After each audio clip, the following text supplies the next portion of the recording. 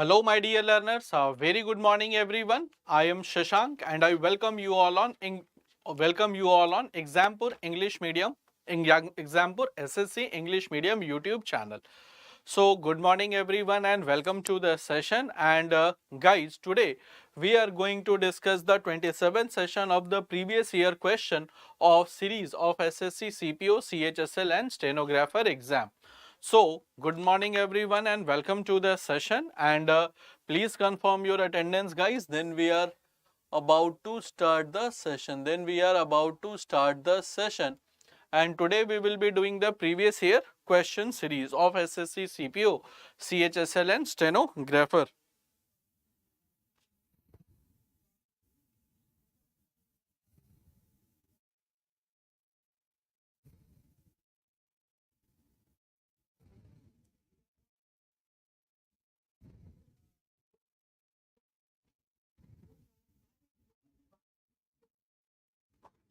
Okay. So Harish, good morning and welcome to the session. So good morning guys, welcome to the session. I hope you must have revised the topics well during the gap and in which I was on the leave. So now guys, let's begin the session of today. Let's start the session of today. And it is a mixed question series paper, previous year paper 27 that we are going to discuss. So let's start the session, and here is the first question that is before you, and the question before you is ki the authorization of withdrawal of fund from the consolidated fund must come from. So who authorizes to withdraw the money from the consolidated fund? This is the question, ki who authorizes to withdraw the money from consolidated fund, and your options are the President of India, the Parliament of India, Prime Minister of India or Union Finance Minister. So who authorizes to withdraw the fund from consolidated fund? And your timer has already started, so please answer within the time. So who authorizes to withdraw the money from consolidated fund? Who authorizes to withdraw the money from consolidated fund?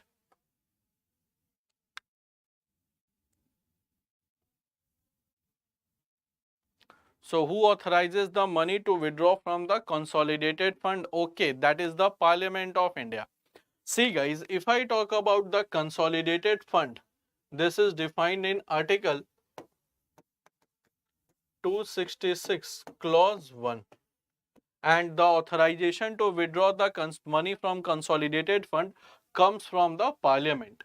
And for this guys, you have pre-parliamentary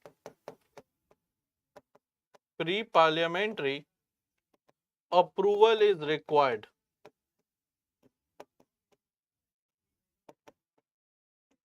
to withdraw the fund.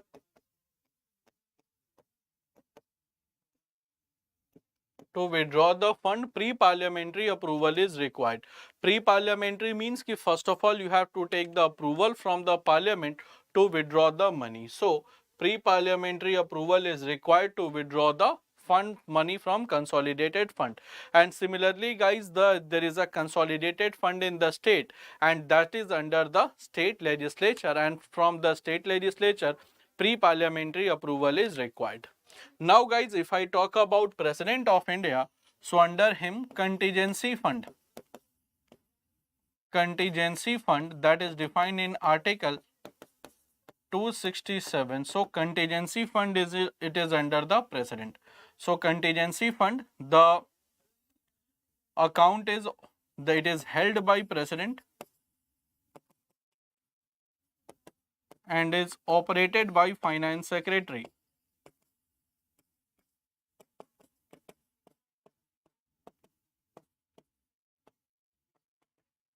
So it is held by President and operated by Finance Secretary. So correct answer will be guys the Parliament of India, and Prime Minister of India does not have any access to the fund. So correct answer will be option B, and this is the largest fund under the India. So that is the consolidated fund. It is the largest fund under India. And contingency fund Article 267, and it is an emergency fund.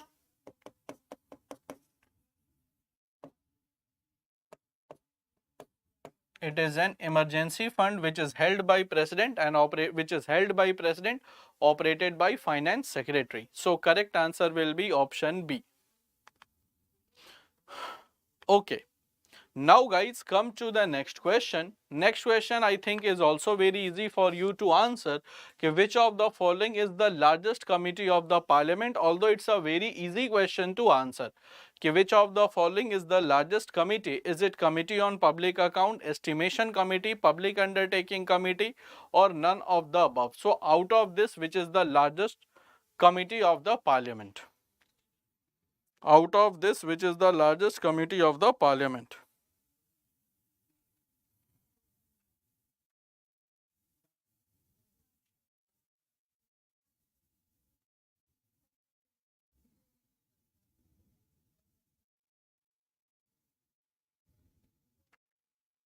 Largest committee of the parliament, guys. So if I talk about the largest committee of the parliament, that is none other than estimation committee. Estimation committee total we have 30 members, and all the members are from Lok Sabha, and it examines the budgetary estimate, the budgetary estimate. Okay, which department has to give what amount? So which department has to give what amount, that is being discussed by the estimation committee. And committee on public account, that is 22 members, 15 from Lok Sabha and 7 from Rajya Sabha. And the leader of opposition is the chairman. So leader of opposition of Lok Sabha is chairman. And committee on public undertakings, again it is 22 members, 15 from Lok Sabha and 7 from Rajya Sabha. 15 from Lok Sabha, 7 from Rajya Sabha, and it examines the books of accounts of PSU. Examine the books of accounts of PSUs. So correct answer will be option B, that is the committee of estimate. So that examines the budgetary estimate, and it is the largest committee having 30 members and all are from the Lok Sabha. So correct answer will be option B. Now come to the next question, and let's see what next question is for us. The public account committee presents the report to. So PAC presents the report to whom? Is it to the parliament, president, prime minister, or finance minister? So PAC, that is public account committee, presents the report to whom?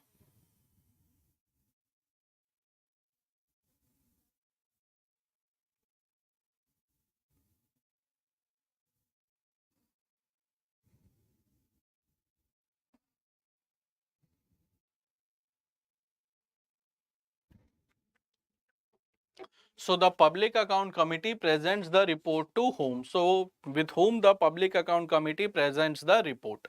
So is it parliament, president, prime minister, finance minister? So to whom they present, public account committee presents the report. Okay, so timer has already started. So let's see how many of you can give the correct answer. So public account committee presents the report to whom?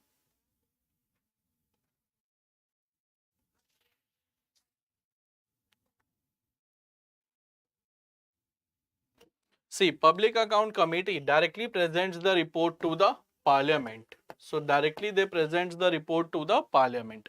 How? First of all, try to understand.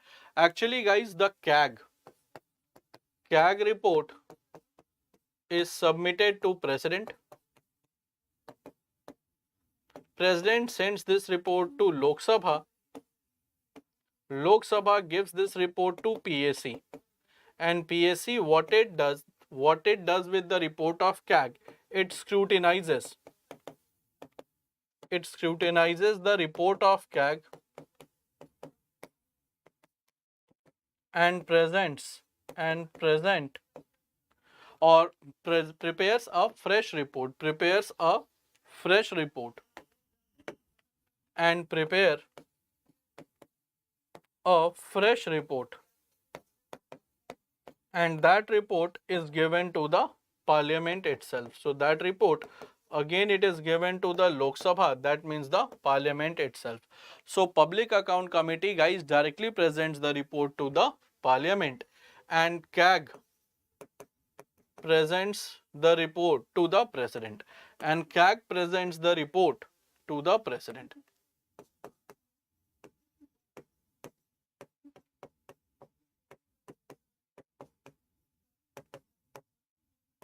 CAG presents the report to the president. So correct answer will be, guys, option A, that is the Parliament of India. And it is not like that कि PSC presents the report to the parliament. Actually, PSC, what it does, it scrutinizes the report of C and AG. So it scrutinizes the report of C and AG, and finally a fresh report is prepared after scrutinizing the report, and that report is submitted before the parliament, on which the discussion is held. Therefore, correct answer will be option A. Now, come to the next question. The members of Rajya Sabha, they are not associated with which committee? So, the members of Rajya Sabha, they are not associated with whom?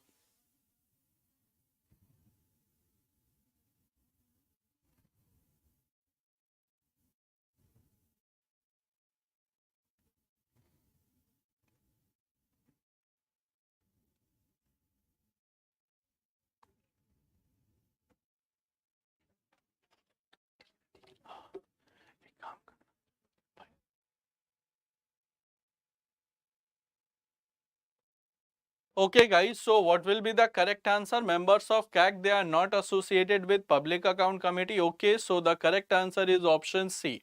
So Rajya Sabha, guys, that is the upper house of the parliament. So Rajya Sabha, that is the upper house of the parliament, and in estimation committee, total we have 30 members. Total we have 30 members, and they are all associated with the Lok Sabha. So members of Rajya Sabha, they are not associated with estimation committee because 30 members and all are associated with Lok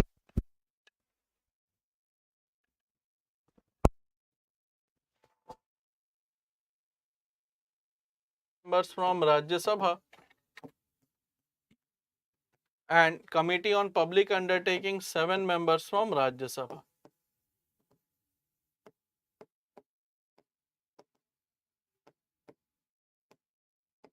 So correct answer will be option C, that is only 2, they are the members associated with.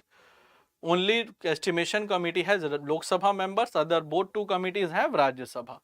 So correct answer will be C, that is an easy question to answer. Now come to the next question. Next question, guys, let's see how many of you can give the correct answer. The Indian model of ombudsman is adopted from where? So Indian model of ombudsman, it is adopted from where? Is it from Sweden, Ireland, US or Australia? So Indian model of ombudsman, it is adopted from where? This is the question, and it's a good question because recently we have appointed our new Lokpal. So Indian model of ombudsman is adopted from where? Indian model of ombudsman, guys.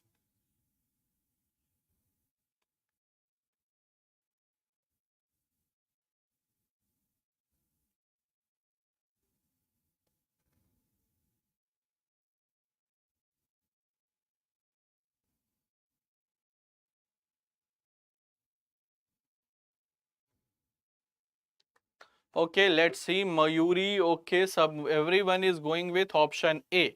So Indian model of ombudsman, it is associated from Sweden. Yes, it is associated from Sweden. And Ireland, guys, election of president.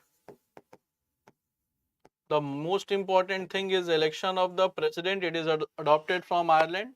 From USA, what we have adopted? We have adopted the impeachment of president. Impeachment of president, and president being supreme commander of the armed forces. And from Australia we have adopted joint sitting, which is called by the president. An Indian model of ombudsman.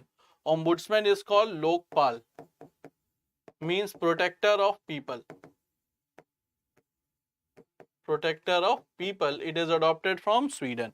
Now, who is the present Lokpal of India? Can you name the present Lokpal of India? So, can you name the present Lokpal of India, guys? Anyone who can give the name of, who can tell me the name of present Lokpal? Who is the present Lokpal of India? And I think, guys, whatever it is written on the smart board, is it clearly visible to all of you? So whatever it is written on smart board, is it clearly visible to all of you?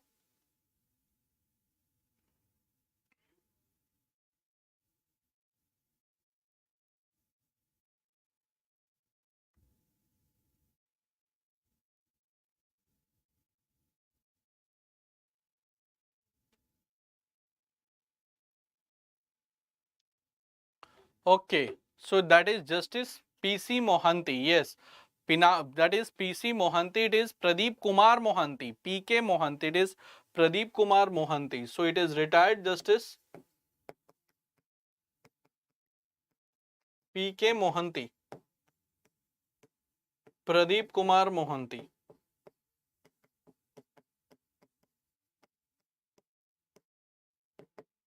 Pradeep Kumar Mohanty. So that is Justice Pradeep Kumar Mohanty. Earlier it was Pinaki. It was PC Ghosh. Earlier it was PC Ghosh. Earlier it was PC Ghosh. That is Justice Pinaki Chandra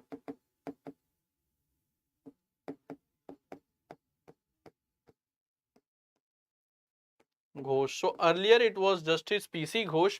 Now we have PC Mohanty. So correct, that is PK Mohanty, Pradeep Kumar Mohanty. Earlier we have PC Ghosh, that is Pinaki Chandra Ghosh. So correct answer will be from Sweden. We adopted the model of ombudsman and it is adopted from Sweden. So India adopted this from Sweden. So correct answer will be option A. Now guys, come to the very easy question ki which of the following states first established the institution of Lokayukt. So first institution of Lokayukt, that was established by which state? And your options are Rajasthan, Maharashtra, Bihar or Gujarat. So first institution of Lokpal or Lokayukt.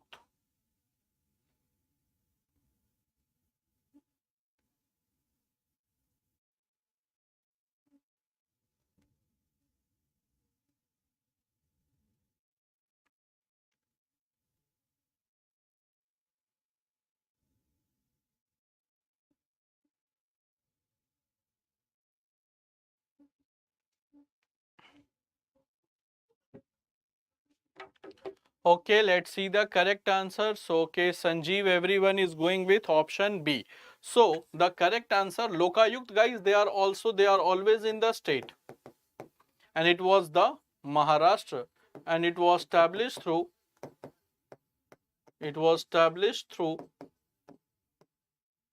Lokayukt and Up-Lokayukt Act. Lokayukt and Up-Lokayukt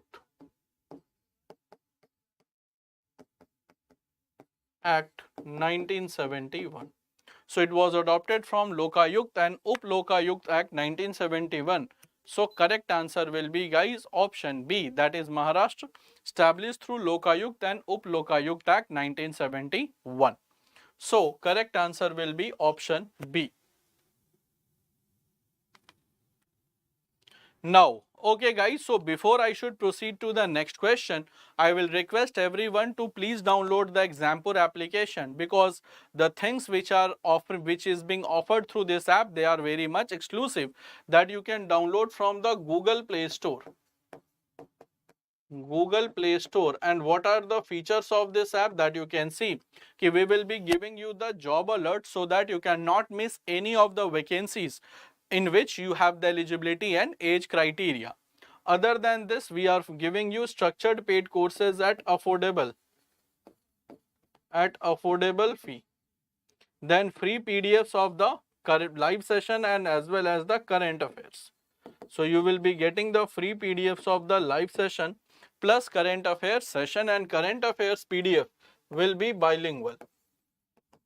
current affairs that will be bilingual in nature.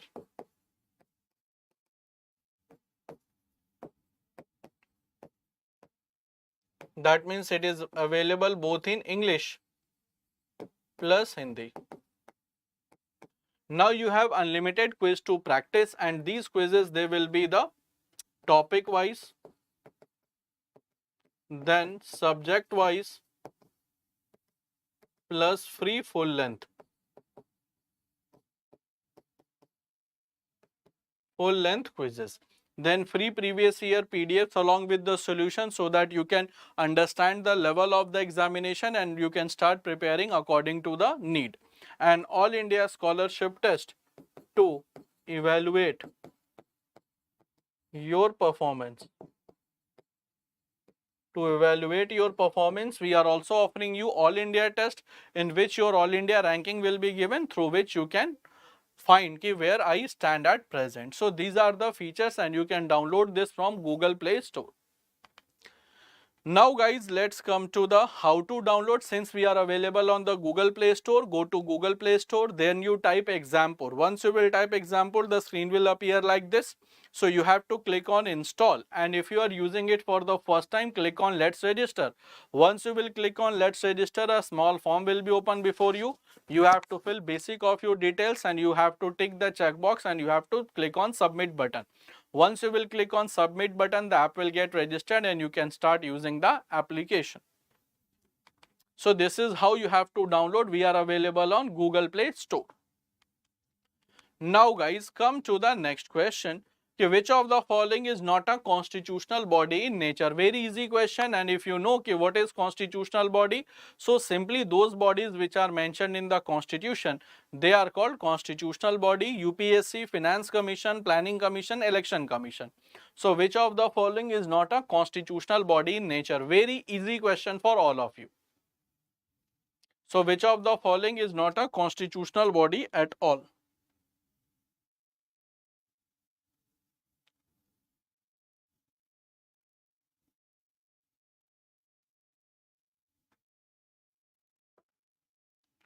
Okay, Mayuri, got your point.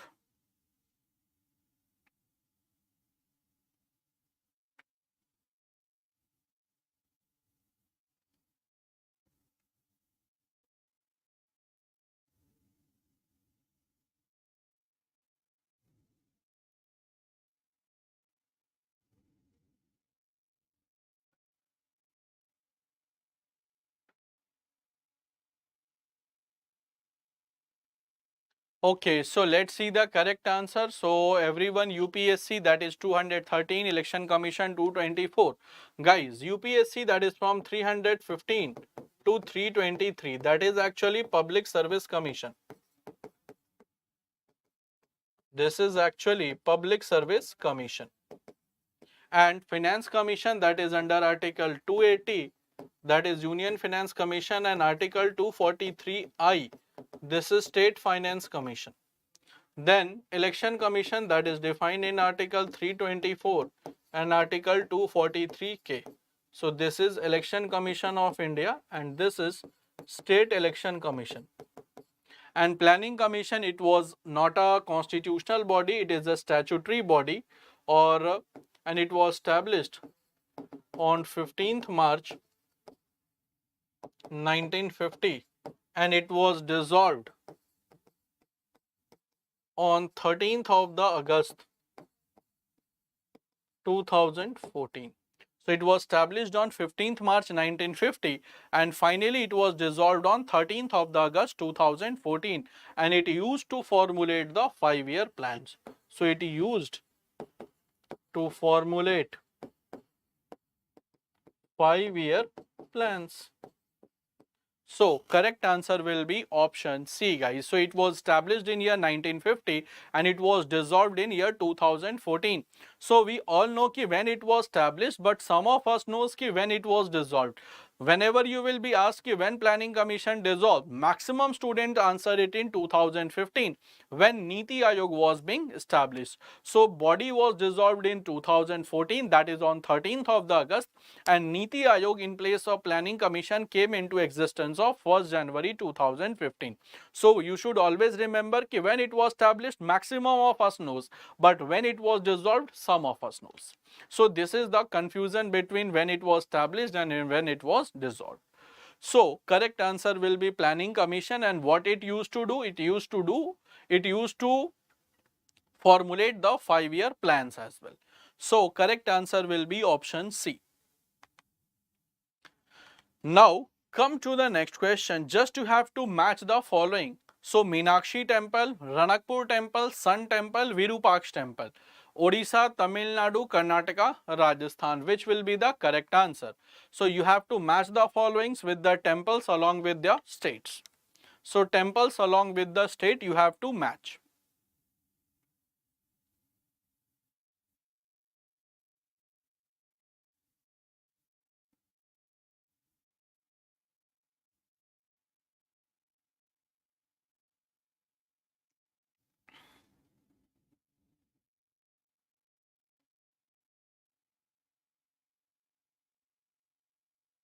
Okay, let's see the correct answer when it was will be there. So Mayuri is saying option C. Okay, B, D, A, C.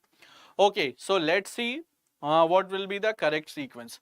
Now guys, Meenakshi temple, it is in Madurai, and Madurai it is in Tamil Nadu. So correct answer will be first is B, it is in Madurai. Then Ranakpur Jain temple, that is in Rajasthan. So Ranakpur Jain temple, Ranakpur it is a Jain temple. So this is located in Rajasthan. So correct answer will be D. Sun temple, that we all know it is in Konark, it is in Odisha. So A. And Virupaksh temple, that is a temple dedicated to Lord Shiva, it is in Karnataka. So B, D, A, C, B, D, A, C, B, D, A, C, B, D, A, C, B, D, A, C, that will be the correct sequence. So correct answer will be option C, that is BDAC. And Ranakpur Jain temple, guys, maximum of us in Rajasthan, we know about Dilwara temple that was constructed by Vimal Shah, and that is a Jain temple. Ranakpur, it is also very famous in Pali district of Rajasthan, and it is also a Jain temple. So Ranakpur temple and Dilwara temple both are Jain temple in nature. So correct answer will be option C. Virupaksh temple, that is in Karnataka, that is a Shiva temple. So correct answer will be option C. Meenakshi, we all know it is a temple dedicated to goddess Lakshmi, which is considered as the goddess of wealth. Therefore correct answer will be option C. Now come to the next question. Next question is also very easy. Which of the following does not have a stupa? So out of this 4 place, guys, in which place you will not find any stupa? Is it Ranchi, Sanchi, Bharhut or Dhamek? Ranchi, Sanchi, Bharhut or Dhamek, where you will not find any stupa.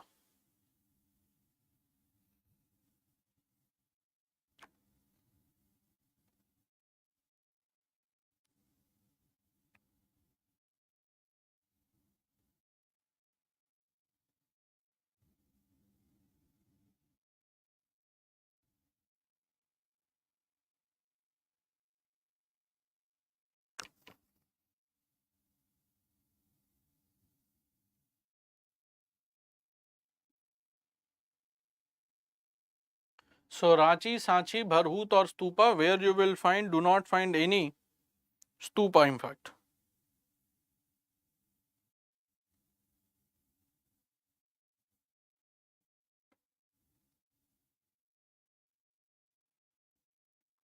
Okay guys, so let's see which of the following does not have any stupa. Correct answer is Ranchi. In Sanchi Stoop, that is in Madhya Pradesh, you will find stoop. Bharhut, it is also in Madhya Pradesh, you will find stoop. Dhamek, it is in Sarnath, that is in UP. There you will find stoop. Dhamek, it is in Sarnath, UP.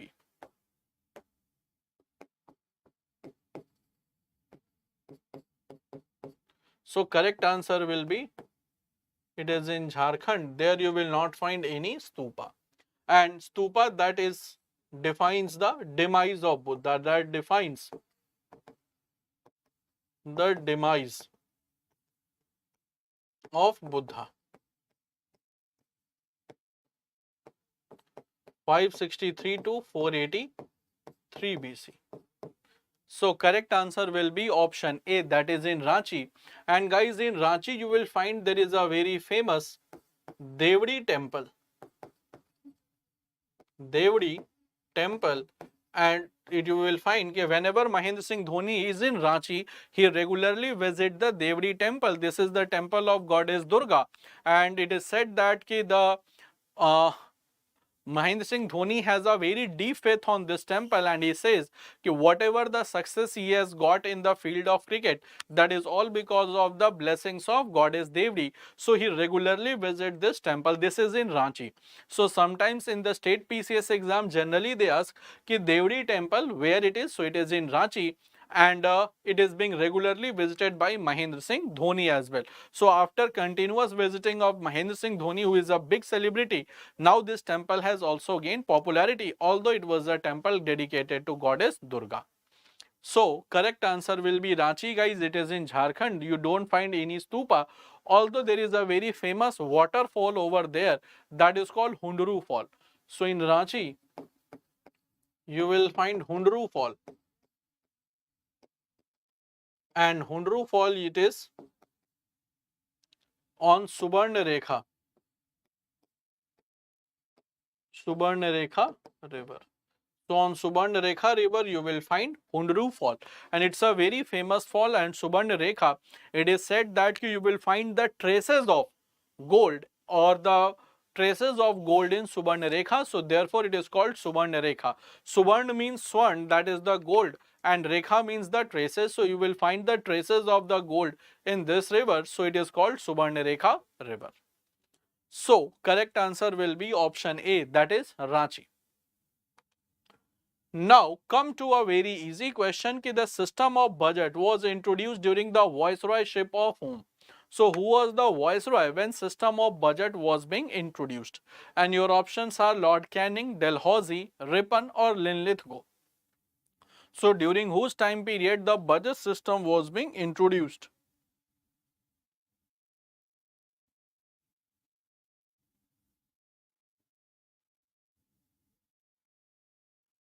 During whose time period the budget system was being introduced? Okay, Mayuri is saying option A. Okay, let's see the correct answer. So that is during the time of Canning. Okay, Harish is also going with the same option. So budget, guys, this is starting, that was in 1860, and it was presented by James Wilson.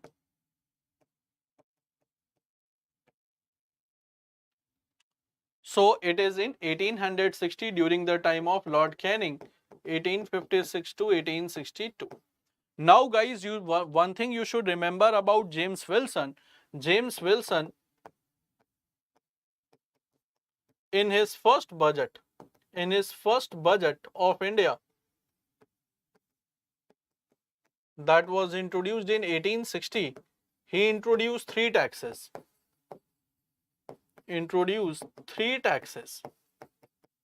One tax he introduced income tax, then he introduced tobacco tax, and third he introduced license tax. So three taxes was being introduced during the first budget by James Wilson. One is income tax, second is tobacco tax, and third is license tax. Therefore, he is also called father of income tax. Because for the first time he introduced the income tax in India. That was in the budget of 1860, and that was introduced in 1860. So he is called father of income tax as well. So if the question is being asked who is called the father of income tax, and in the first budget of India which taxes were introduced, so three taxes: income, tobacco and license, and he is also called the father of income tax. And Lord Dalhousie, 1848 to 1856, and during his time period the famous doctrine of lapse policy was there. Lord Ripon, 1880 to 1884, and Lord Linlithgow 1936 to 1943. So 1936 to 1943. So correct answer will be option A, that is Lord Canning.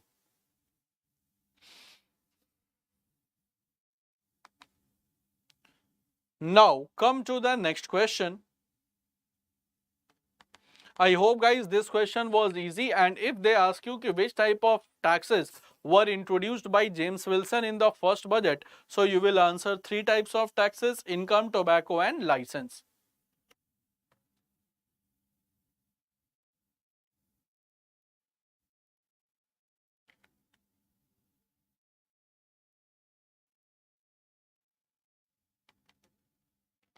Now come to the next question, which of the following is not a part of Himalayan drainage system? So which of the following guys, it's an easy question to in fact answer, which of the following is not a part of Himalayan drainage system? So Himalayan drainage system, generally you will find three types. Generally the rivers that originate from the glaciers, they are from the Himalayan drainage system.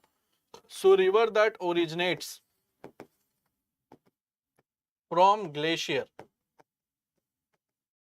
they are not the part of Himalayan drainage system. So correct answer will be Godavari, because Godavari that originates from the Triambakeshwar hill, and that is a part of peninsular river system. So Godavari that originates from Triambakeshwar hill, originates from Triambakeshwar mountain, that is in Nasik, Maharashtra, and it is a part of peninsular river system.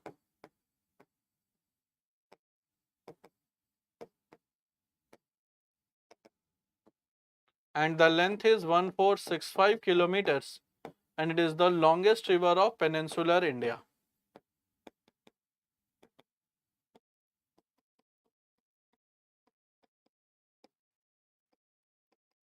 And it finally drains in that is in Bay of Bengal.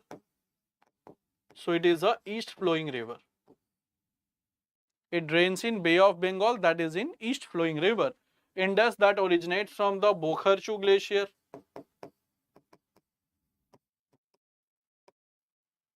Brahmaputra Chemang Yungdung, and Ganga that is from the Devprayag, that is the confluence of Alaknanda and Bhagirathi.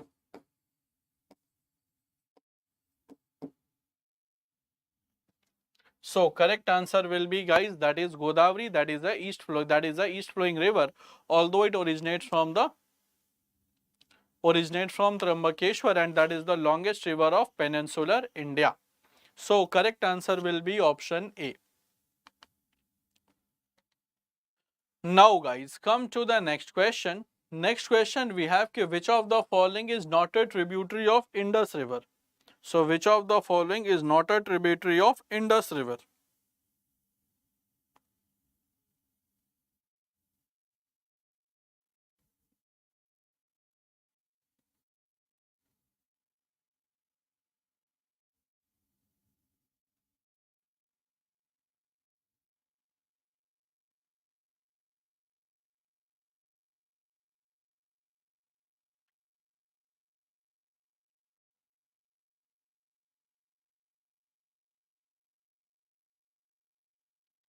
So not a tributary of Indus River, so that is river Lohit. So yes, that is river Lohit, because Lohit, it is a tributary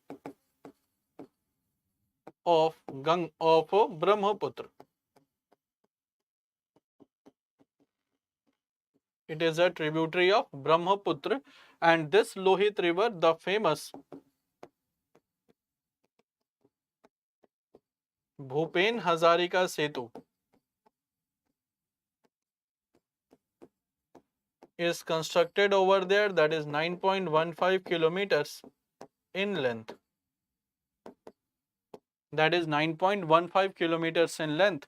So correct answer will be Lohit River. It is not a tributary of Indus, it is a tributary of Brahmaputra. And in very famous Bhupen Hazarika Setu, this is also called Dhola Sadia Bridge. Dhola Sadia Bridge, that is constructed over this river, and this Dhola Sadia Bridge, that connects Assam to Arunachal Pradesh. That connects Assam to Arunachal Pradesh. So correct answer will be option D.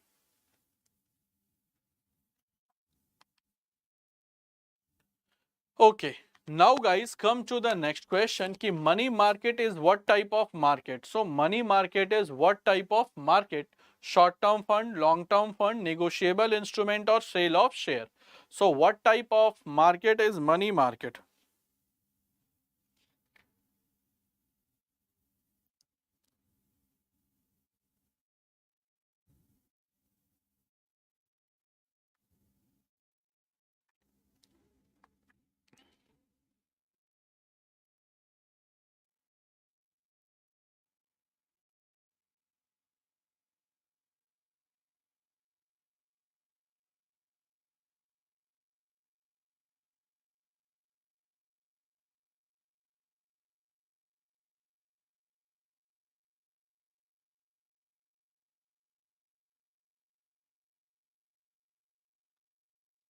So what type of fund guys it is? So Harish and Mayuri, they are saying option B, that is short term fund, long term fund. Okay.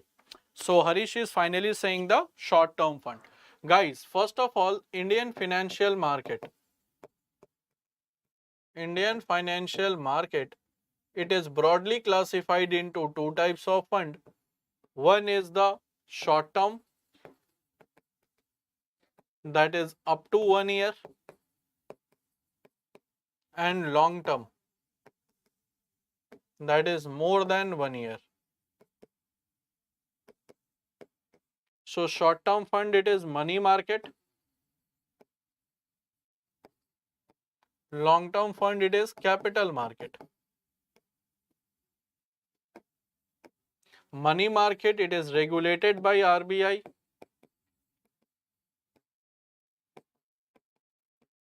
And capital market, it is regulated by SEBI.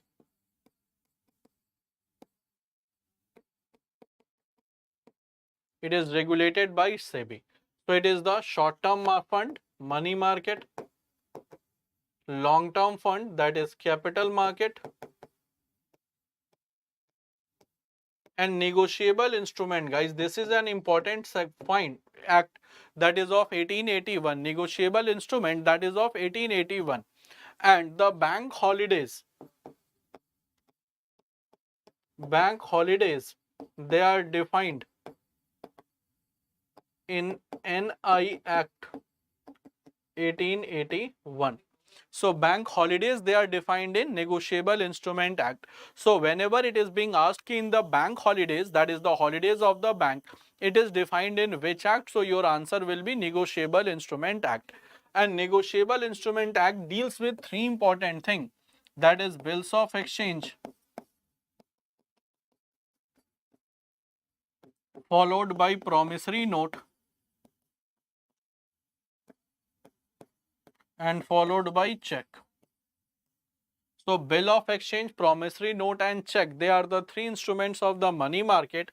And sale of share, that is the activity of capital market, because share, bond, debenture, they are the instrument of capital market. Share, bond, debentures, these all are the instrument of capital market. So sale of the share, that is instrument of capital market, or simply you can say activity of capital market. So correct answer will be option A, that is short term fund. It is up to 1 year. More than 1 year, it is always capital market. Up to 1 year, it is money market. I hope guys now it is clear to all of you. Then we will be moving to the next question to discuss. So let's come to discuss the next question. Ki what exactly the next question is for us. So is that clear to all of you guys? And because I was being on holiday for a few days, so some of the students they must have missed the session as well.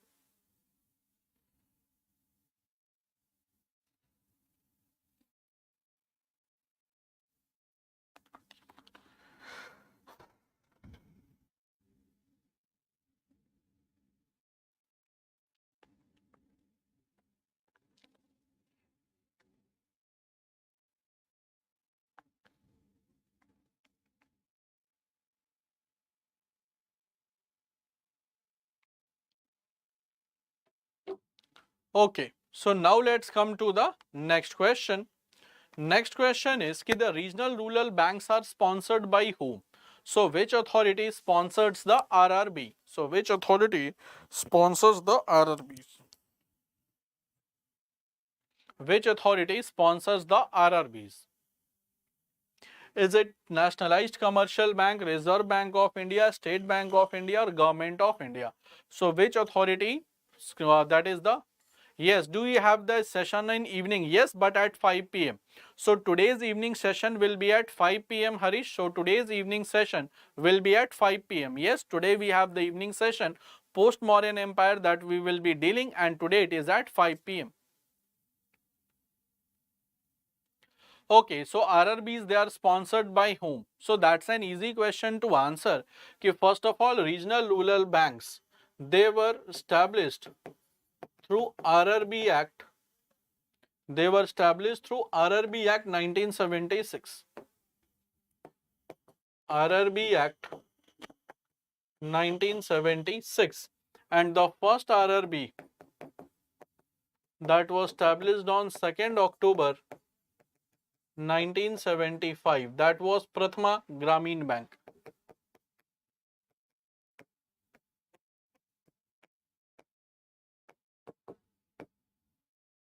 Prathama Gramin Bank, and you will find guys that this RRB has 3 shareholders. So stakeholders in RRBs. One is the central government, that is the stakeholding is 50%, followed by state governments 15% and followed by sponsored bank 35%. So in India guys, the sponsored bank are then generally the nationalized banks. So sponsored banks are nationalized banks and simply they are commercial in nature. So correct answer will be nationalized bank. So correct answer will be nationalized bank and their shareholding is 35%. Now generally we can understand ki what is the role of central government and state government. Now what is the role of sponsored banks? Sponsored banks in RRB. So what is their role? So can you tell me ki what is the role of sponsored banks in RRBs? What is the role of sponsored bank in RRBs? What is their role?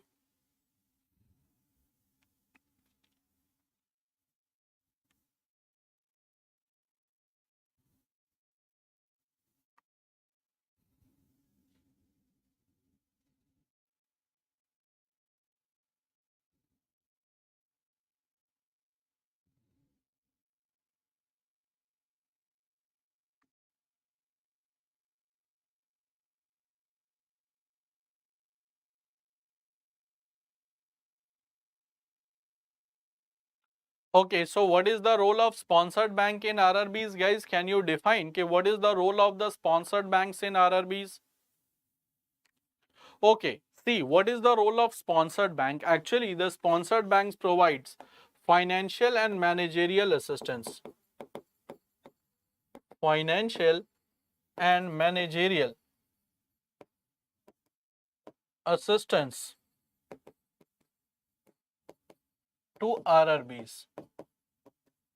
So it provides the financial and managerial assistance to RRBs. That means they trains the officer of the regional rural banks, and also they provide money to regional rural banks. So all type of financial assistance, that means monetary assistance, and all type of managerial assistance like training, development, also the opening of the branches and other logistic things, that is did by the sponsored bank. So role of sponsored bank is to provide the financial plus managerial assistance to regional rural banks, and they are generally the scheduled commercial banks in nature.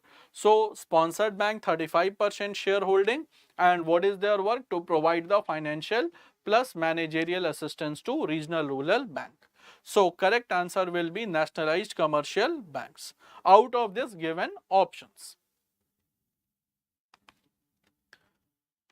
Now guys, it's a easy question to answer ki who among the following they were first to invade the India. So who among the following they were first to invade the India?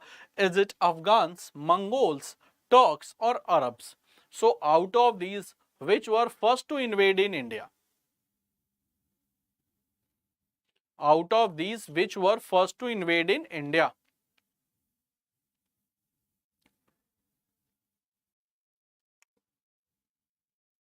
Out of these, who were first to invade in India?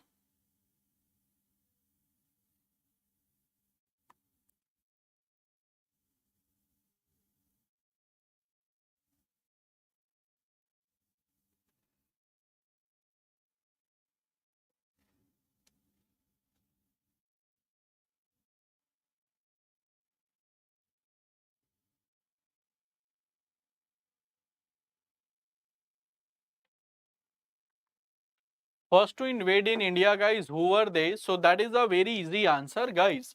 First of all, they all are the invaders of medieval India. And first to invade India, they were Arabs. So first successful attack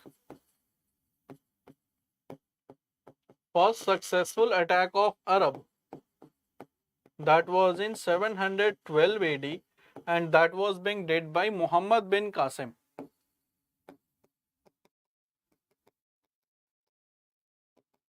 to Sindh, where he defeated and killed Raja Dahar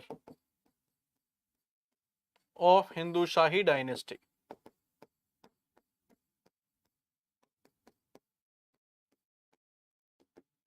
So correct answer will be option C, that is the Arabs. And Turks, they started invading after Arabs. So from 1000 to 1027 AD, Mahmud of Ghazni, and then you will find 1175, then Muhammad Gori. They started attacking. So they started attacking during the time of 11th and 12th century. And Arabs started attacking in 8th century.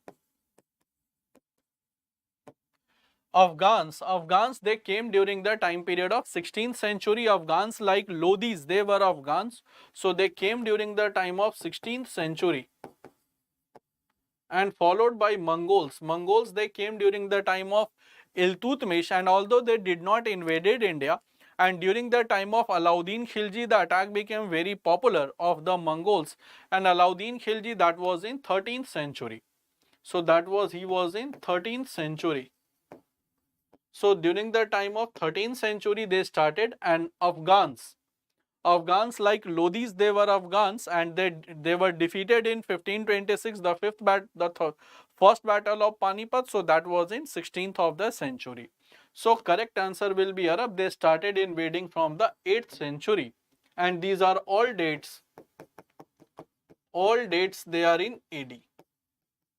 All dates they are in AD. None of them they are in BC. So, correct answer will be option C. And Mongol came during the time of Iltutmish, or simply you can say that during the time of Alauddin Khilji, they started invading India. Alauddin Khilji 1219 to 1316. So, 1219 that automatically became 13th century. So, correct answer will be Arab, and they started invading. Successful attack was in 8th century, that is in 712 AD.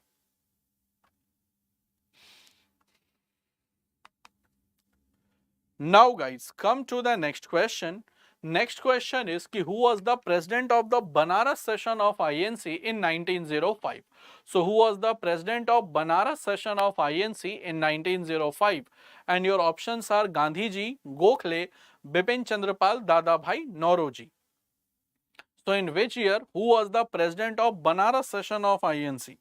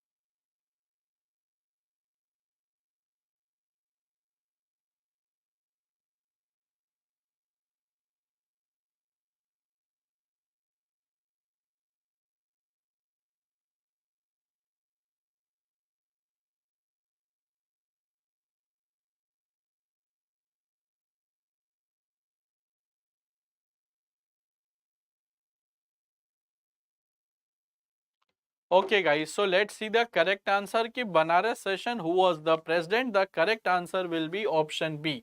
That is Gopal Krishna Gokhale 1905, in which it was decided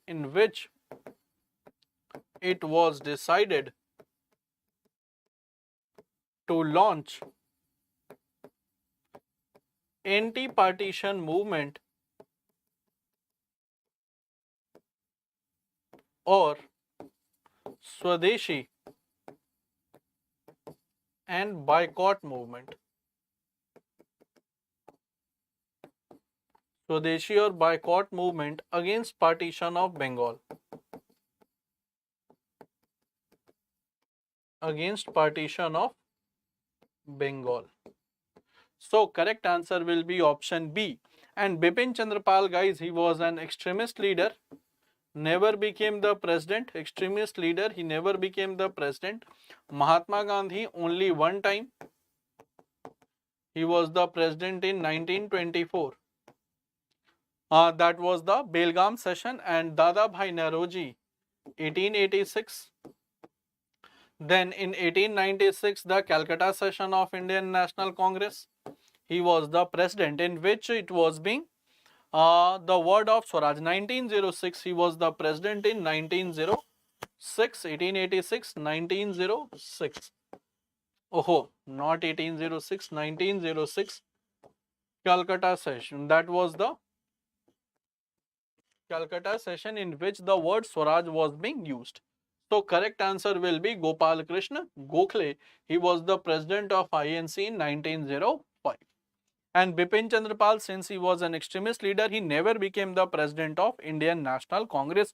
Although Lala Lajpat Rai became in 1920, that was in Calcutta session, special session. It was Calcutta session, in which civil disobedience movement was being passed.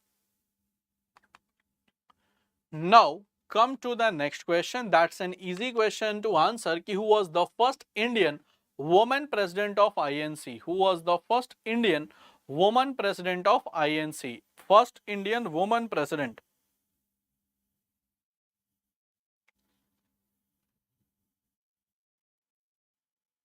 First Indian woman president of INC.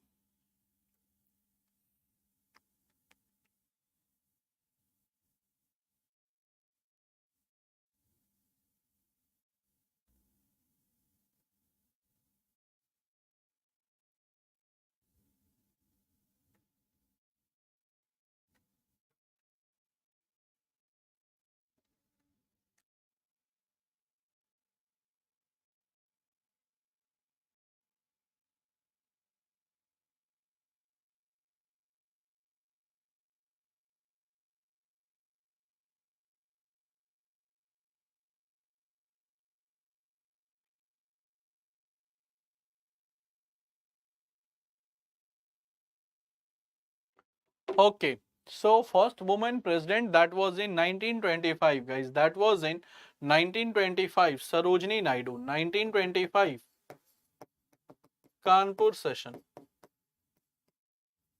Sarojini Naidu. Later she became the first woman governor of any state of India. Any Besant 1917 Calcutta session. Sucheta Kriplani, first female CM of any state of independent India, and she was the CM of Uttar Pradesh. Then Rajkumari Amrit Kaur, she was the first female cabinet minister, and she was Minister of Health and Family Welfare. Minister of Health and Family Welfare. Health and Family Welfare. So, correct answer will be option B, that is Sarojini Naidu. Correct answer will be Sarojini Naidu, 1925 Kanpur session.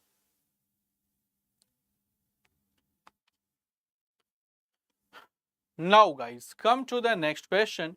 He was appointed as Commander-in-Chief by Mughal Emperor Bahadur Shah Zafar against the British in revolt of 1857. So when revolt of 1857 was there, who was appointed as the Commander-in-Chief of the Mughal army? So who was the Commander-in-Chief of the Mughal army during the time of revolt of 1857?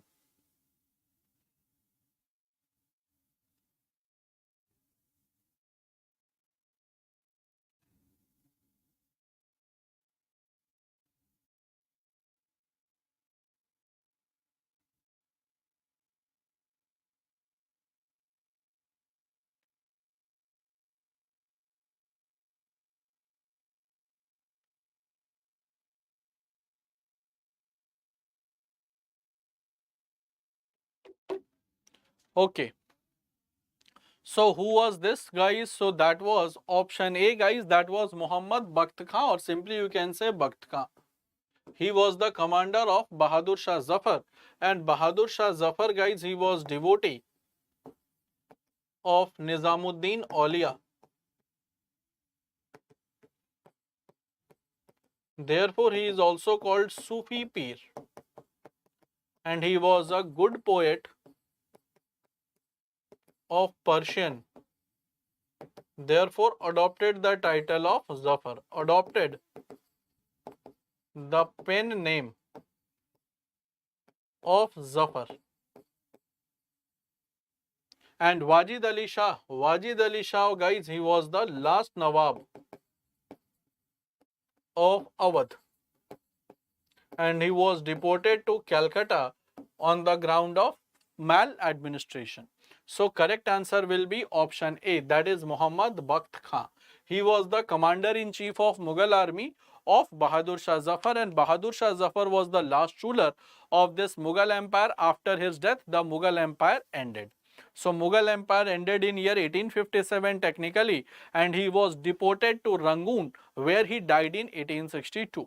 So Bahadur Shah Zafar died in 1862 when he was deported to Rangoon. So correct answer will be option A.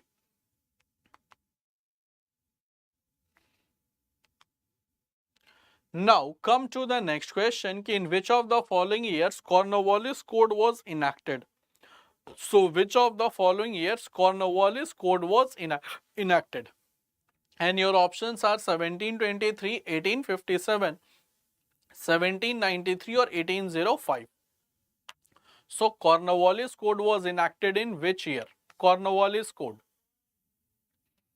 And Lord Cornwallis is also called the father of civil services in India. And he died in Ghazipur, so he was buried in Ghazipur as well. Although he was not killed, actually he died due to high fever. He was not killed at all. So Cornwallis Code guys, that was in 1793, and his time period is 1786 to 1793. And he is also called the father of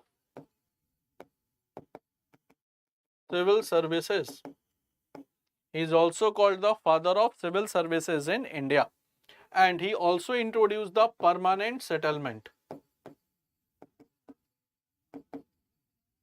Settlement in 1793. And you will find that this permanent settlement was introduced in Bihar, Bengal and Odisha. That was 19% of the total British area.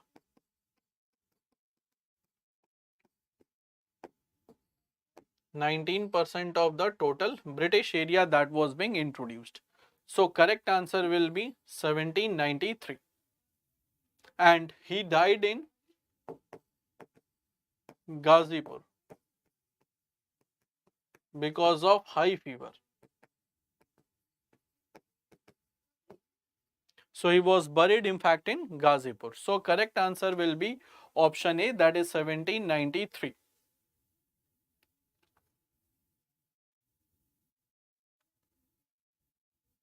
So correct answer will be, guys, option C, that is 1793. And this permanent settlement, it is also called Zamindari system. One thing you should note, it is also called Zamindari system. And in this 10/11 part of land revenue was given to British East India Company and 1/11 part was given to Zamindar. So correct answer will be option C.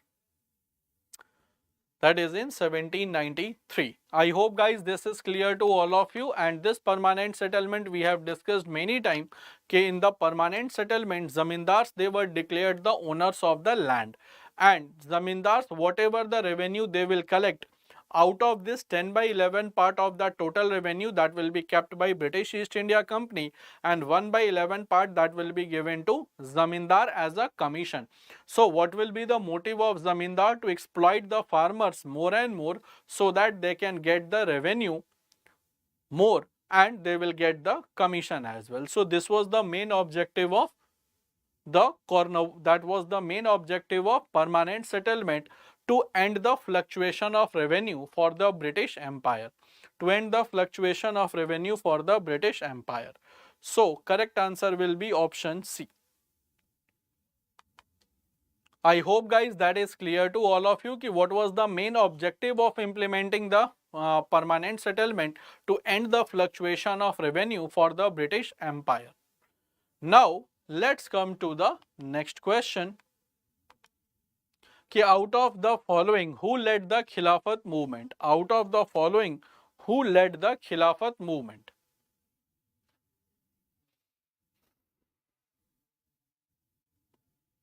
Out of the following, who led the Khilafat movement?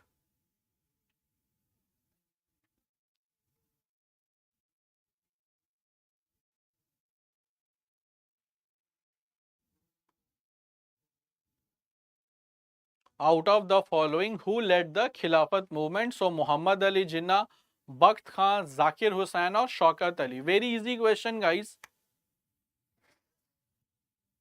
So out of the following, who led the Khilafat movement? Okay, so everyone, now they are going with option D, guys. Khilafat movement was to protect the post of Khalifa of Turkey. So Khilafat movement was started by Indian Muslims,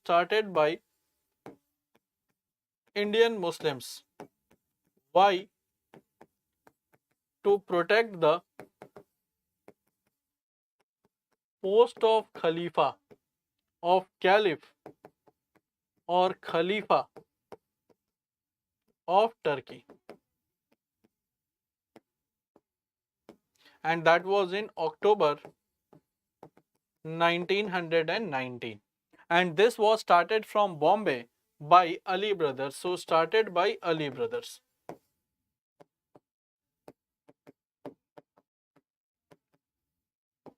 And out of this, one was Muhammad Ali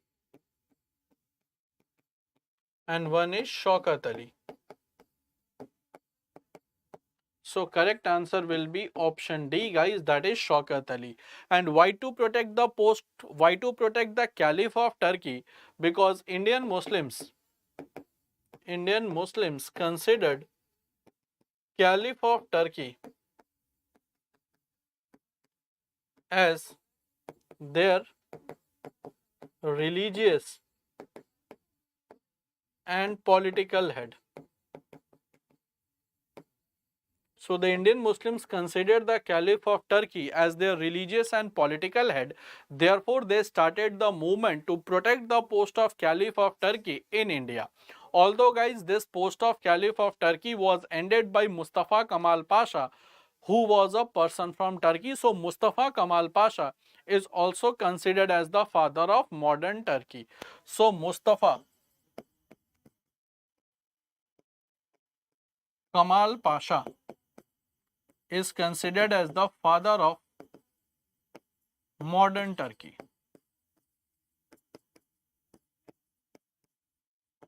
Father of modern Turkey. So correct answer will be guys option D, that is Shaukat Ali. And Bakht Khan, he was associated with the revolt of 1857 that we have discussed earlier. So correct answer will be option D. Okay guys, so this was all about our Exampur app. So those students who have not downloaded the Exampur app and does not know about the features, please have a look on it. So first of all guys, Exampur app that you can download from Google Play Store.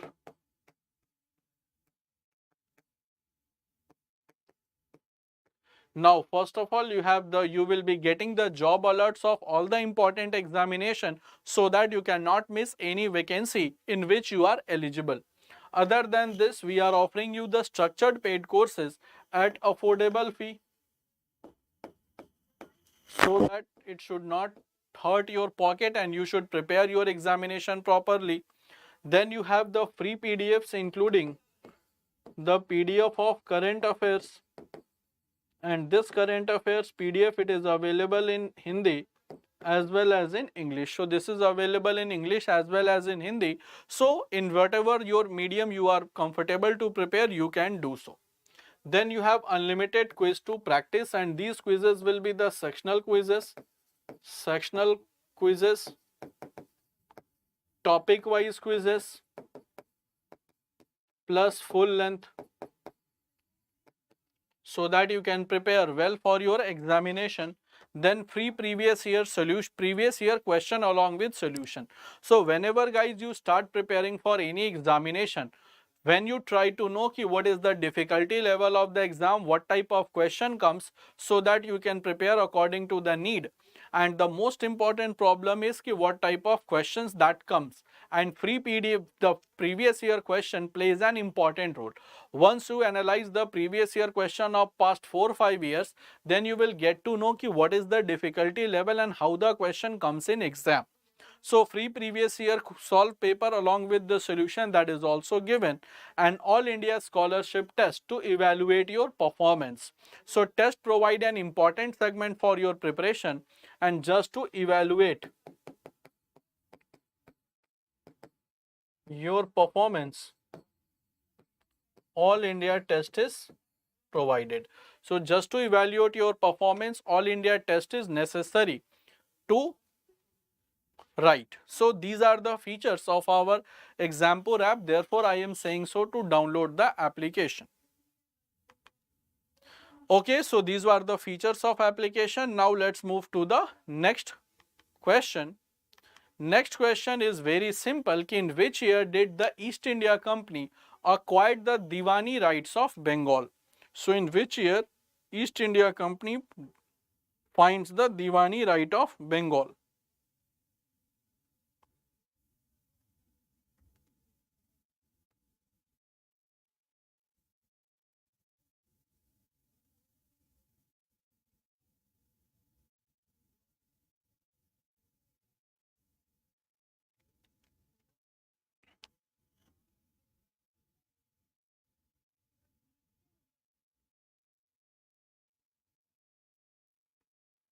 Okay, so guys, which year the Diwani rights of Bengal acquired the Diwani rights of Bengal? So first of all, East India Company, that is the British East India Company.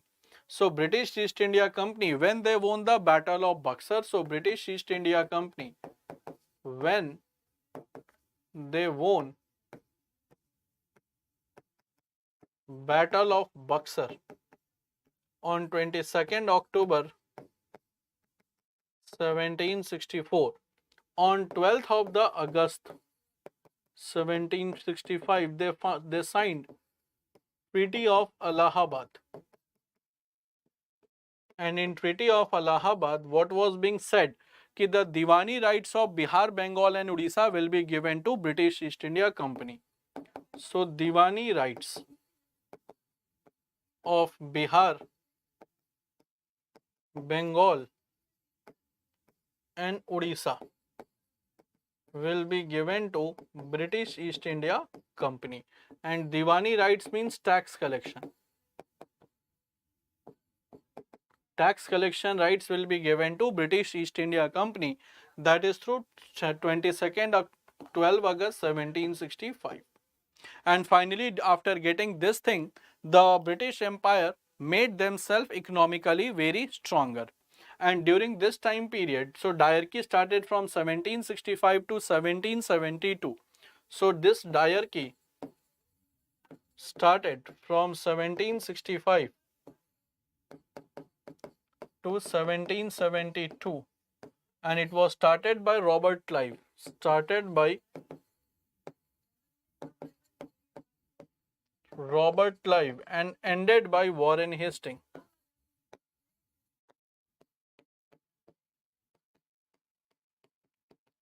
Started by Robert Clive and ended by Warren Hastings. So correct answer will be option D, guys, that is 1765, started by Robert Clive, ended by Warren Hastings.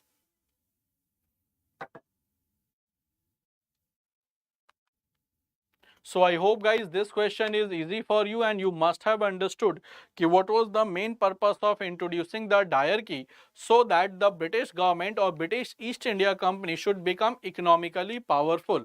So the purpose was for the British East India Company should become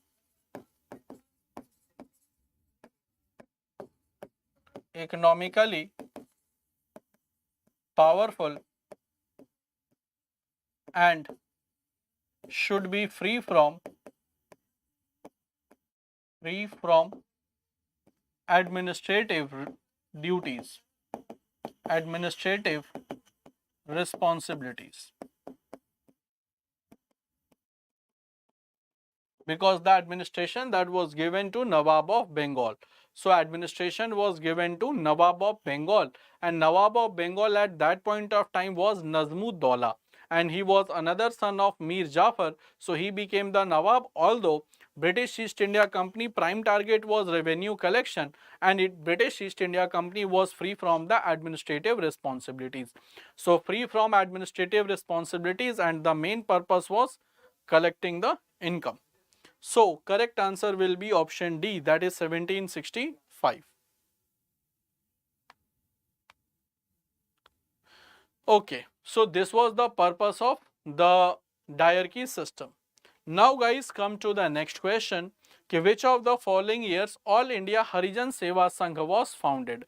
So out of which of the following years All India Harijan Seva Sangh was founded?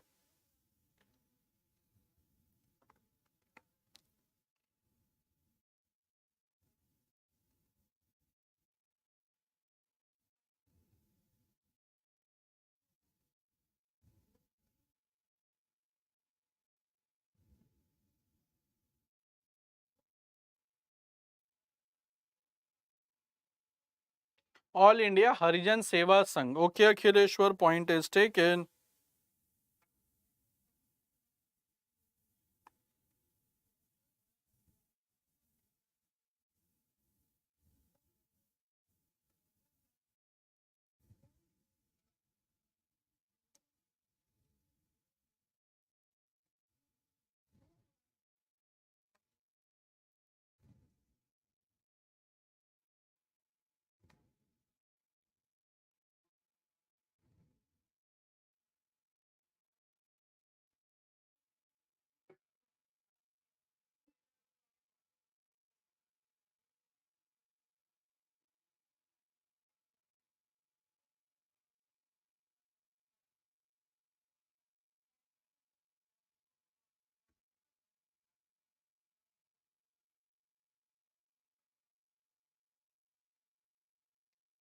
Okay guys, so now let's come to the next question. Okay, which of the following years All India Harijan Seva Sangh was being founded? All India Harijan Seva Sangh, guys, that was founded in year 1932 and it was founded by Gandhiji. Founded by Gandhiji, and the head office, it is in Kingsway Camp. Kingsway Camp, that is in New Delhi. And it was All India Harijan Seva Sangh was founded by Gandhiji, and the objective was to uplift the poor and depressed section of society. To uplift the poor and depressed section of society, and it was started by and it was being founded by MK Gandhi. It was being founded by MK Gandhi. So correct answer will be, guys, 1932. And the objective was to uplift the poor and depressed section of society, that was mainly the SC/ST community. So poor and depressed section of society, mainly it was the SC/ST communities. So correct answer will be option C. Now come to the next question, which monument was opened for general public in 1924 to welcome King George V and Queen Mary? So just to welcome King George V and Queen Mary, which place was opened in 1924 by for general public?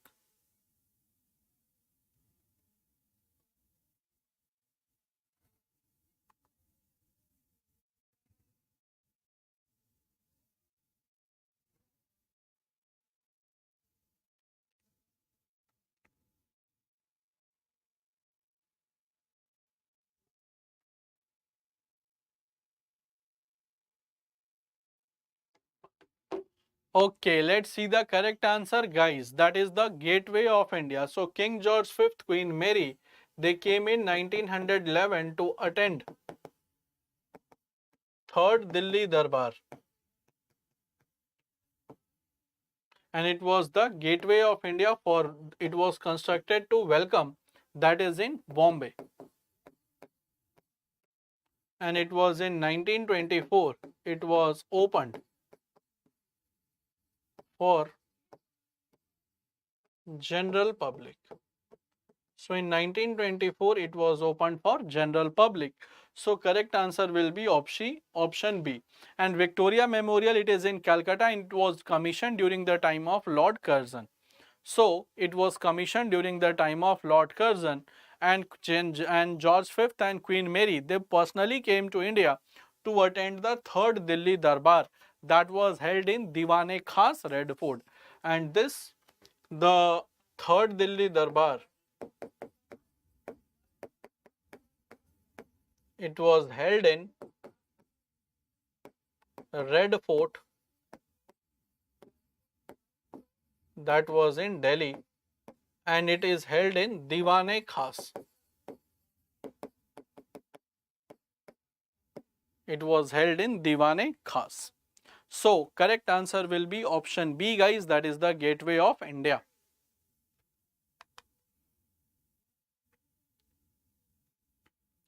Okay, now guys, come to the next question. Who was the Prime Minister of Britain at the time of uprising of 1857? So when there was uprising of 1857, who was the Prime Minister of India?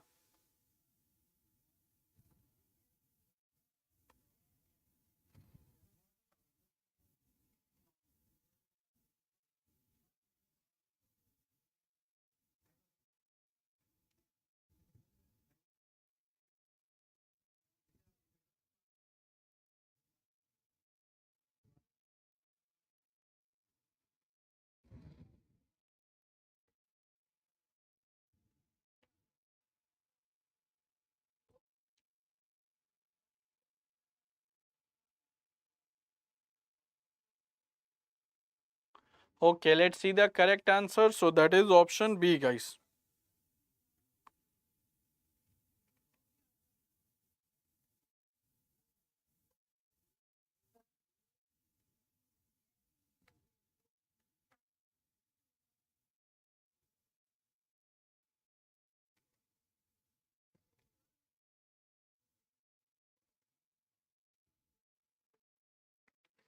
So let's see the correct answer. So Prime Minister of Britain, guys, that was Lord Palmerston, 1855 to 1858.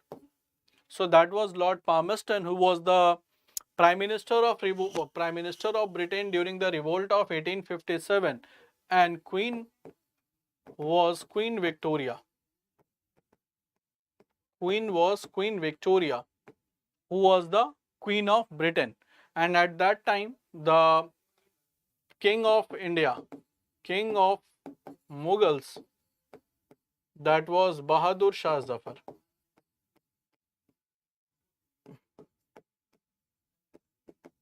But he was not the King of India, guys. He was just the King of Red Fort.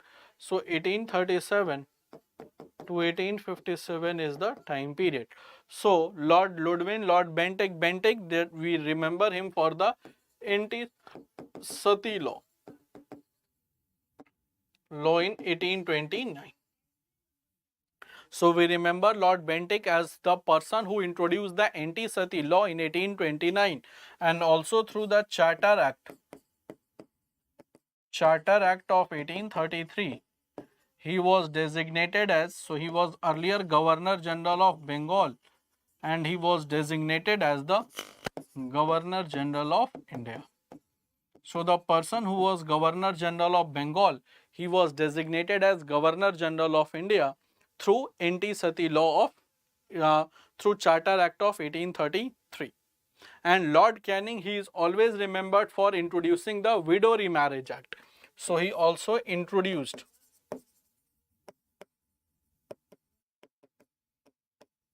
Widow Remarriage Act of 1856. So he introduced Widow Remarriage Act of 1856. During his time period, it was completely implemented. So it was introduced, not better to write implemented. Better to write it was implemented during his time period. So correct answer will be option B, that is Lord Palmerston. He was the PM of Britain during the time of revolt of 1857. And after this revolt of 1857, through Government of India Act 1858, the rule of British East India Company ended and power was transferred to the British Crown as well. So correct answer will be option B. Now came to the next question कि Gandhi ji delivered the famous do or die speech when? So Gandhi ji delivered the famous do or die speech when?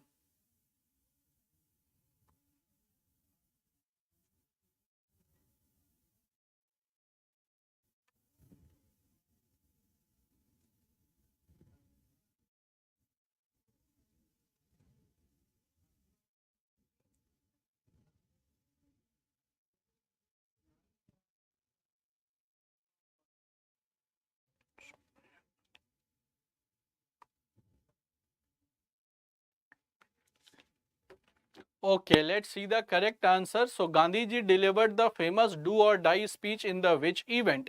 So on 14th July 1942, 23rd March, 24th September, 8th August. So guys, this delivered speech, do or die, that was delivered during the time of Quit India movement. And that was on 8th August 1942.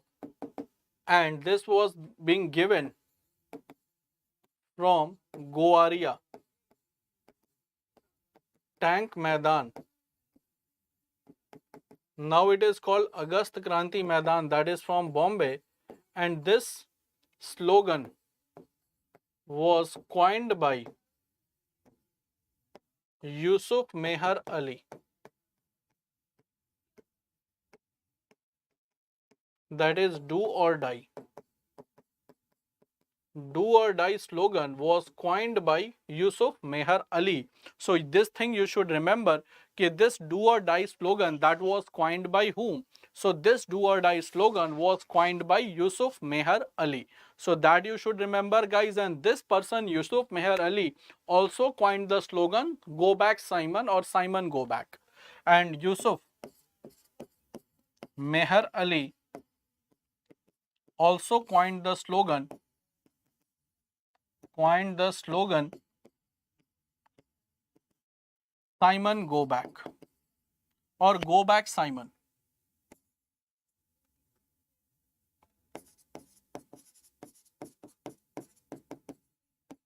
During Simon Commission.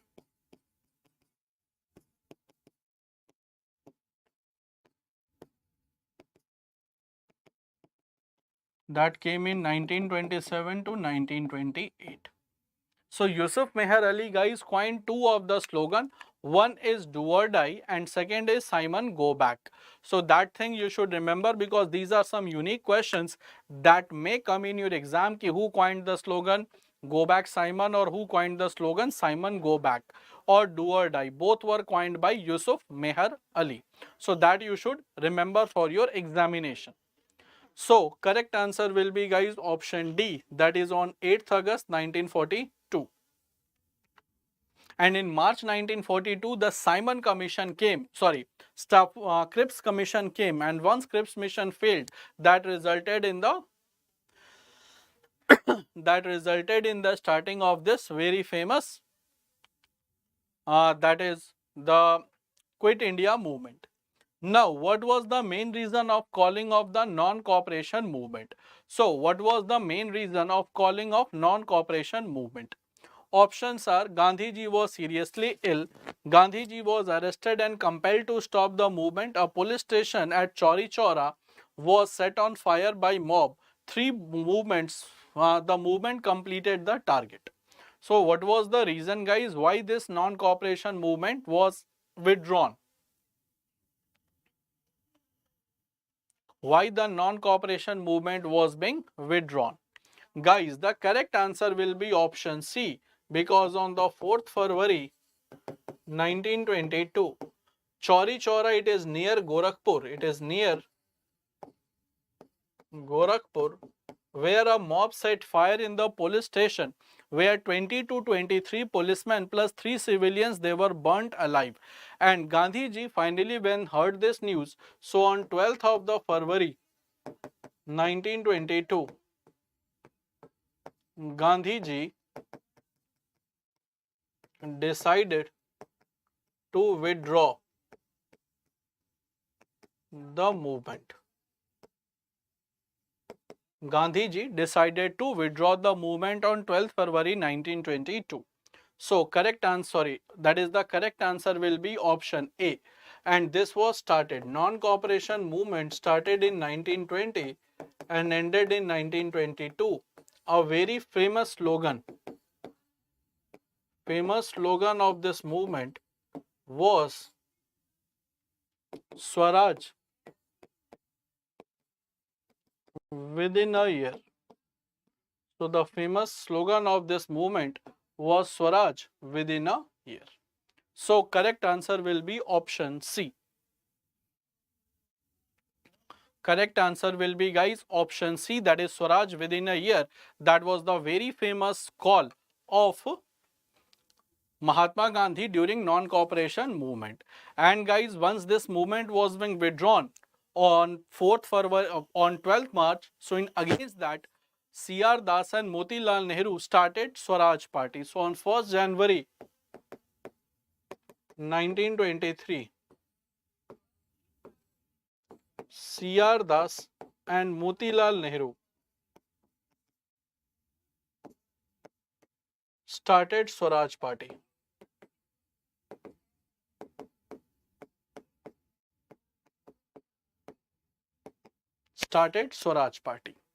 So correct answer will be guys option C. And I will request guys, those who are watching the session and did not like the session yet, so don't forget to like and share the session. So please like and share the session as well.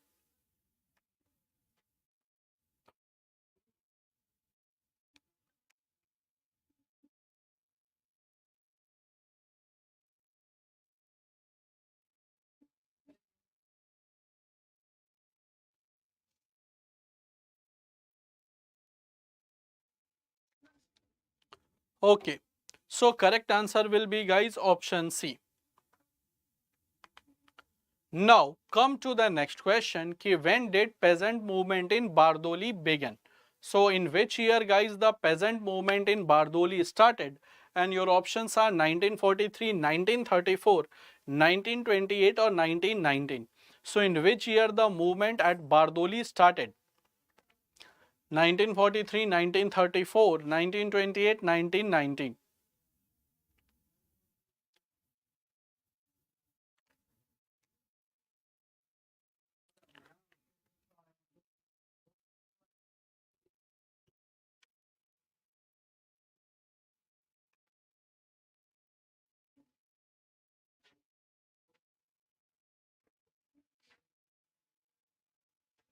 So peasant movement in Bardoli. But guys, Bardoli, it is a place in Gujarat. And Bardoli movement that was being led by, this movement was led by Sardar by Vallabhbhai Patel.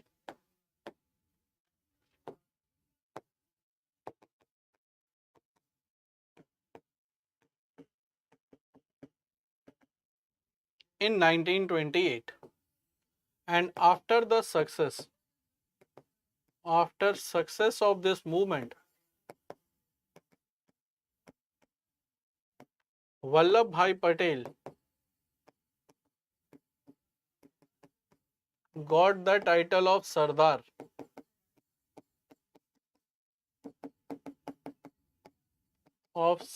Sardar means the leader. And this title was given by Gandhiji, by M.K. Gandhi, on request of females of Bardoli. So this title was given by M.K. Gandhi, and M.K. Gandhi did not give the title by himself. So on the request of the females of Bardoli, he gave the title to Vallabhbhai Patel. And after this Bardoli movement, that is in 1928, started in Gujarat, Vallabhbhai Patel was started knowing as Sardar Patel. And he is also called Bismarck of India because he did the unification of India along with the VP Menon. So correct answer will be 1928. And in 1919, guys, there was a series of the events that happened in 1919. First was a Rowlatt Act, followed by Montagu-Chelmsford Report,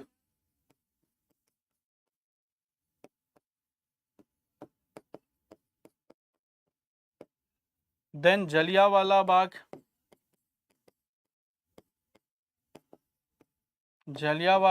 incident, followed by the very famous Jallianwala Bagh incident, then Khilafat movement.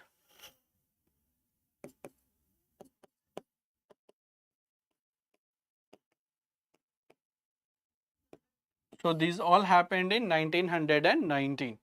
So correct answer will be 1928. So Vallabhbhai Patel, he got the title of Sardar by Gandhiji on recommendation of, that is the formation of, yes, HSRA was in 1928.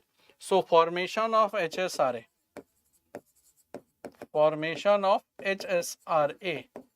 was in 1928 as well.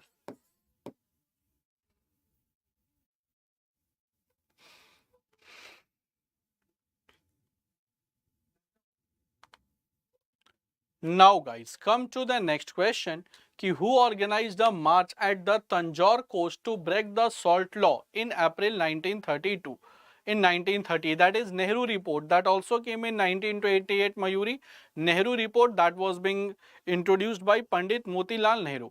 HRA was founded not only by a single person, there are many persons behind the foundation of HRA like Chandrasekhar Azad, Sachindra Sanyal, Rajendra Lahiri, Ashfaqullah Khan, Roshan Singh. So there were many people who founded HRA. It was not only a one person effort. It was not a one person effort. HRA was in 1924. It was not a one person effort.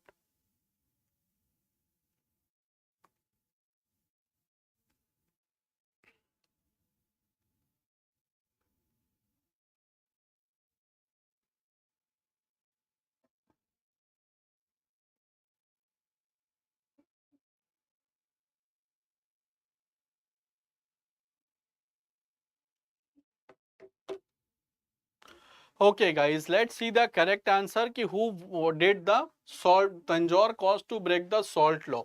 So that is civil disobedience movement.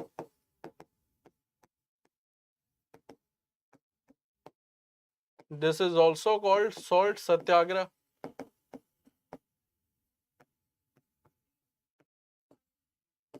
1930 to 1931, and it was did by Chakravarti Rajgopalachari.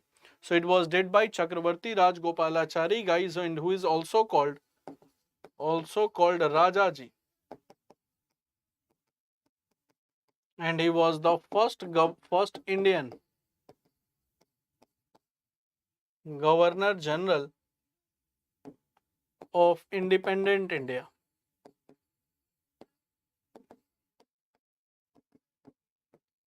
from 1948 to 1950.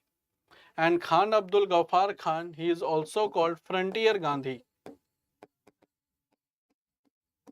and started Red Shirt movement,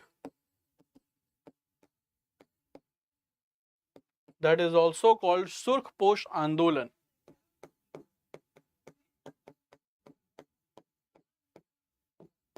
Surkhposh Andolan, and he is also called Frontier Gandhi because he was a very great follower of Gandhiji, and he was from Northwest Frontier Province, also known as Badshah Khan.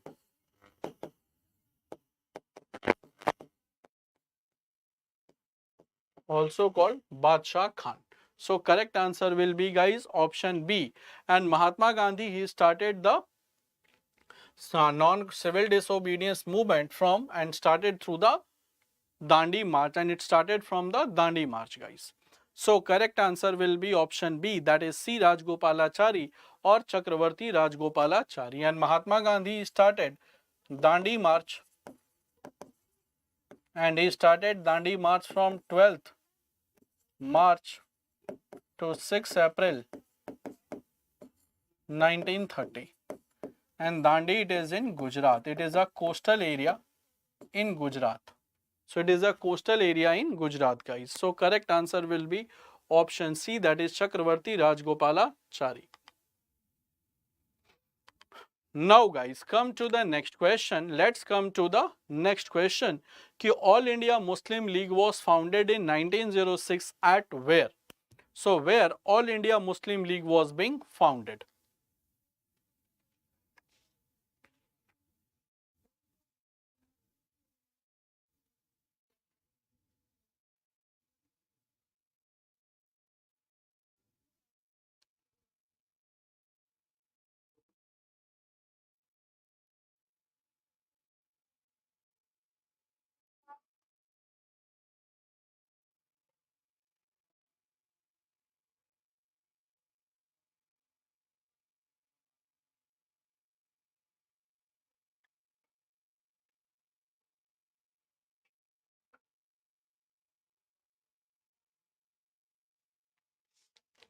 Okay guys, so correct answer will be what? So All India Muslim League was founded at, guys, All India Muslim League, it was founded on 30th December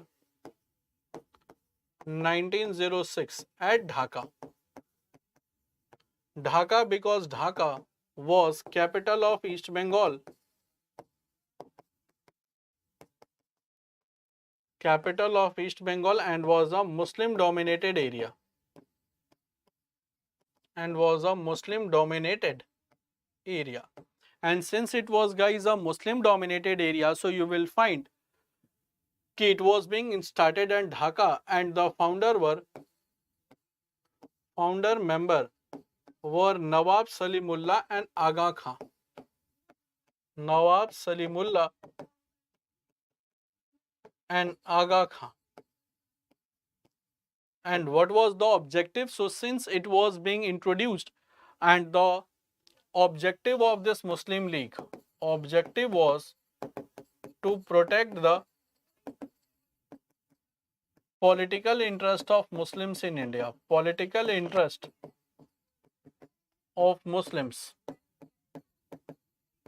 in India. So just to protect the political interest of Muslims in India, this was started. and it was in Dhaka. It was in Dhaka. And what it did, so what was the main agenda? So if I talk about the main agenda of Muslim League, first was to promote the, first was to support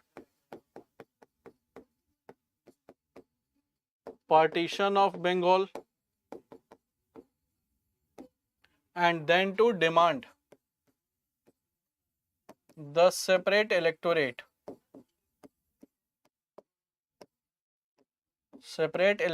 for Muslims. So the main agenda of the Muslim League, guys, basically ki why it was Muslim League was being founded. So main agenda were two. First was to support the partition of Bengal. They supported the partition because they wanted that ki since during the Swadeshi and boycott movement, when Hindu religious symbols they were used for promoting the movement, so then they thought that this is a Hindu dominated country, or India it is a Hindu dominated country where the political interest of Muslims they are not safe. So what they did, so they made their own political party, that was All India Muslim League, and the main, with the objective that to protect the political interest of Muslims in India, and since they wanted to gain the British sympathy, because whatever the political rights will be given, that all will be given by British government. So what they did in order to gain the political sympathy, they started supporting the partition of Bengal, which was being opposed कि Bengal partition is a wrong thing and there is no need to divide the Bengal. So they started supporting the partition of Bengal, and in order to make themselves politically stronger, they demanded the separate electorate. And this separate electorate for Muslims was given by Morley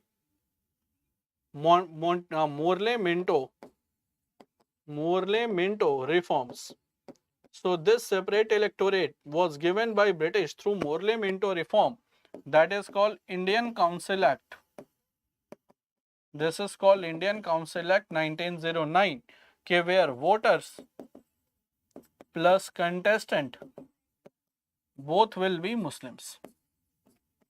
Where the voters and contestants both will be Muslim. That was the objective of All India Muslim League, and finally they got this also. And when All India Muslim League was being founded, the Viceroy of India, who he was, that was Lord Minto II. Lord Minto II, and he was the Viceroy from 1905 to 1910. So who was the Viceroy? That was Lord Minto II from 1905 to 1910. So I hope, my dear students, is that clear to all of you? That is all about why Muslim League was founded. So main objective of the Muslim League was to protect the political interest of Muslims in India, because once the Hindu religious symbols were used in the Swadeshi and boycott movement, so they thought कि Hindu people they have hijacked the movement, and since India it is dominated by Hindus, so political interest of Muslims is not safe. Therefore, they started their own political party, that is called All India Muslim League. So I hope guys कि the objective of formation of Muslim League is clear to all of you, कि why Muslim League was being constituted and what initially they did, they gave what initially was the demand of the Muslim League, and they wanted to gain the British sympathy. Therefore, they started supporting the partition of Bengal. So they started supporting the partition of Bengal, guys. So I hope is it clear to all of you? Then please let me know. Then I will be moving to the next question to discuss. Is it clear to all of you? So is it clear to all of you? And guys, tomorrow is Saturday, and Saturday we will have the marathon sessions. We will have the marathon sessions. So Saturday and Sunday I will be taking the marathon session also.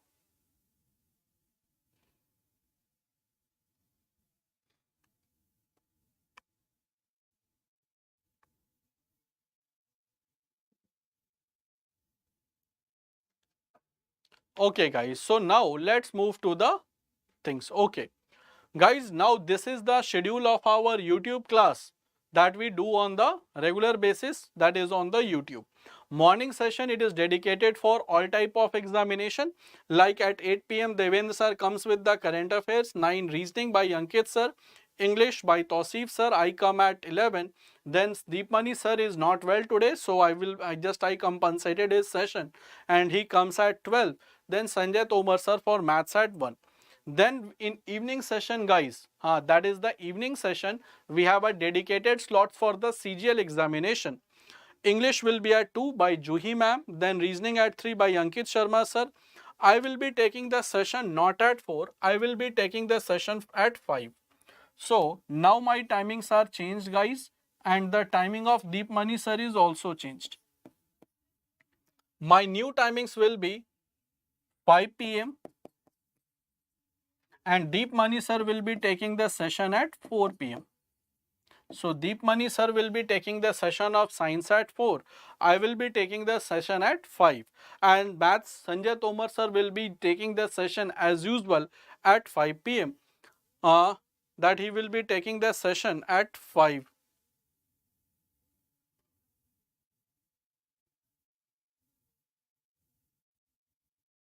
So I will be taking the session at 5 and he will be taking the session at 6.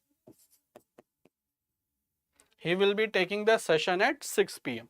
So this is the new timetable guys. After this session, I will make a proper timetable and will aware you about the session. So the timings of Deepmani sir will be at 4, I will be at 5 and Sanjay Tomar will be at 6 p.m. And this is the new timetable of our YouTube classes specially for SSC CGL. So guys, that was all for the today and I hope you must have enjoyed the session. So don't forget to like and share the session, and if you are new to our channel, please subscribe Exampur SSC English Medium YouTube channel. So that was all for the day. Let's again meet today at 5 p.m. for the session on general awareness specially for CGL exam. Bye bye everyone and do take good care of yourself.